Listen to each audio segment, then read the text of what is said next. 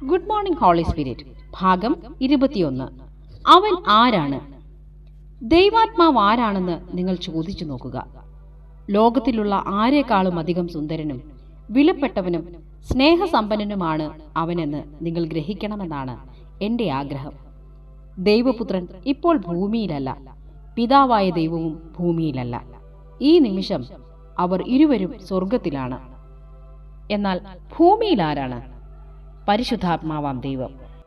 ഉയർത്തെഴുന്നേറ്റ പുത്രനിൽ കൂടി പിതാവ് തന്റെ പ്രവൃത്തി ഭൂമിയിന്മേൽ ചെയ്തു. ദൈവപുത്രൻ സ്വർഗാരോഹണം ചെയ്തപ്പോൾ പരിശുദ്ധാത്മാവ് കടന്നു വന്നു. ഇന്നും അവൻ തന്റെ പ്രവൃത്തി തികച്ചുകൊണ്ടിരിക്കുന്നു. അല്പം ചിന്തിക്കൂ. ദൈവപുത്രൻ കടന്നുപോയപ്പോൾ യോഹന്നാൻ, പത്രോസ് എന്നിവരെ പോലും കൂടെ കൊണ്ടുപോയില്ല. അവൻ പറഞ്ഞു, കുഞ്ഞുങ്ങളെ, ഞാൻ ഇനി കുറഞ്ഞൊന്നു മാത്രം നിങ്ങളോട് കൂടെയിരിക്കും. നിങ്ങൾ എന്നെ അന്വേഷിക്കും. ഞാൻ പോകുന്നയിടത്ത് നിങ്ങൾക്ക് വരുവാൻ കഴിയുകയില്ല എന്ന് ഞാൻ യഹൂദന്മാരോട് പറഞ്ഞതുപോലെ ഇന്ന് നിങ്ങളോടും പറയുന്നു. യോഹന്നാന്റെ സുവിശേഷം 13-ാം അധ്യായം 33-ാം തിരുവചനം. എന്നാൽ പരിശുദ്ധാത്മാവ് ഭൂമിയിൽ നിന്ന് വിട്ടുപോകുമ്പോൾ അത് പെട്ടെന്ന് തന്നെ സംഭവിക്കുമെന്നാണല്ലോ നാം വിശ്വസിക്കുന്നത്. അവൻ കർത്താവിന്റെ വീണ്ടെടുക്കപ്പെട്ട സകലരെയും അവനോടുകൂടെ കൊണ്ടുപോകും. ഉൽപ്രാണമെന്നാണ് അതിനെ വിളിക്കുന്നത്.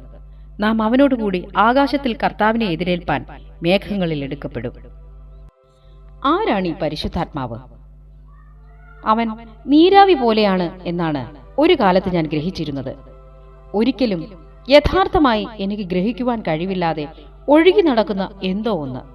എന്നാൽ അവൻ യഥാർത്ഥമെന്ന് മാത്രമല്ല, ഒരു വ്യക്തിത്വവും അവനുണ്ടെന്ന് ഞാൻ മനസ്സിലാക്കി.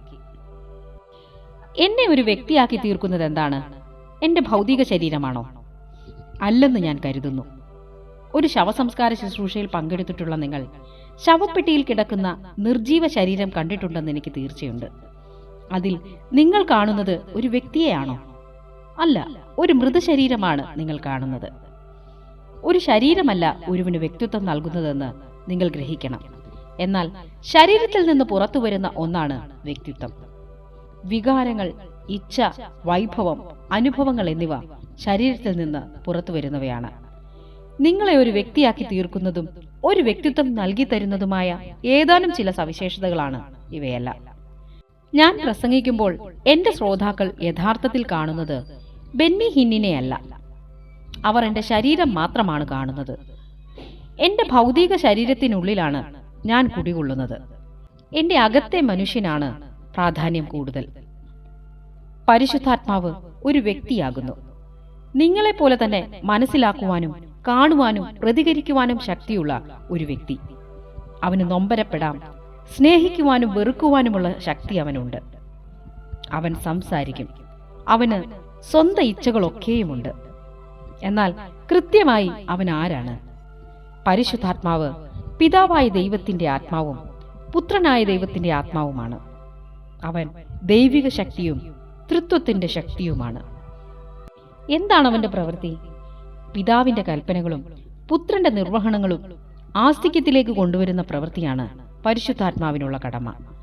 പരിശുദ്ധാത്മാവിന്റെ പ്രവൃത്തി നമുക്ക് ശരിയായി മനസ്സിലാക്കണമെങ്കിൽ പിതാവിന്റെയും പുത്രന്റെയും പ്രവൃത്തികൾ മനസ്സിലാക്കിയിരിക്കണം. പിതാവായ ദൈവമാണ് കൽപ്പന പുറപ്പെടുവിക്കുന്നവൻ.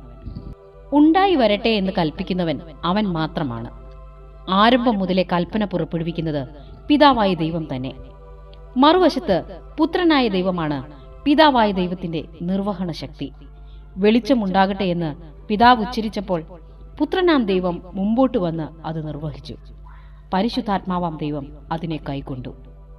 ഞാൻ ഇങ്ങനെ അതിനെ വിശദീകരിക്കാം. ലൈറ്റ് ഓൺ ചെയ്യൂ എന്ന് ഞാൻ നിങ്ങളോട് പറയുന്നു. അതിൽ 3 ശക്തികൾ പ്രവർത്തിക്കണം. ഒന്നാമതായി കൽപ്പന പുറപ്പെടുവിച്ച ഞാൻ. സ്വിച്ചിന് സമീപത്തേക്ക് ചെന്ന് സ്വിച്ച് തിരിച്ച നിങ്ങൾ. മറ്റു വാക്കുകളിൽ പറഞ്ഞാൽ കൽപ്പന നിർവഹിച്ചവൻ നിങ്ങളാണ്. എന്നാൽ വെളിച്ചം കൊണ്ടുവന്നത് ഞാനും നിങ്ങളുമല്ല. വൈദ്യുതി എന്ന ശക്തിയാണ് വെളിച്ചം കൊണ്ടുവന്നത്. പരിശുദ്ധാത്മാവ് ദൈവത്തിന്റെ ശക്തിയാകുന്നു. പിതാവിന്റെയും പുത്രന്റെയും ശക്തി അവനാകുന്നു. പുത്രൻ നിർവഹിച്ച കാര്യങ്ങൾ പ്രവൃത്തിയിലേക്ക് കൊണ്ടുവരുന്നത് അവനാണ്. എന്നിരിക്കലും അവൻ ഒരു വ്യക്തിയാണ്. തൃത്വത്തിൽ നിസ്തുല്യമായ വിധത്തിൽ പ്രകടിപ്പിക്കത്തക്കവണ്ണം അവന് ശ്രേഷ്ഠ വികാരങ്ങളുണ്ട്. ഈ പറയുന്നതിൽ നിങ്ങൾ ക്രിസ്തുവിന്റെ പ്രാധാന്യം കുറച്ചു കാണുകയാണോ എന്ന് ചിലർ എന്നോട് ചോദിച്ചിട്ടുണ്ട്. ഒരിക്കലുമില്ല. എന്നെ സ്നേഹിച്ച് എനിക്ക് വേണ്ടി മരിച്ച ഒരുവനെ എനിക്കെങ്ങനെ മറക്കുവാനാകും? ചില ആളുകൾ പുത്രന്റെ മേൽ മാത്രം കേന്ദ്രീകരിച്ചുകൊണ്ട് പിതാവിനെ മറന്നു കളയുന്നുണ്ട്. എന്നാൽ പിതാവാണ് നമ്മെ സ്നേഹിച്ച് തന്റെ പുത്രനെ നമുക്ക് നൽകിയത്. പിതാവിനെയോ പുത്രനെയോ മറന്നു കളവാൻ എനിക്ക് സാധിക്കുകയില്ല. എന്നാൽ പരിശുദ്ധാത്മാവിനാൽ കൂടെയല്ലാതെ എനിക്ക് പിതാവുമായും പുത്രനുമായും ബന്ധം പുലർത്തുവാൻ കഴിയുന്നില്ല. എഫേസ്യർ 2-ാം അധ്യായം 18-ാം വാക്യം.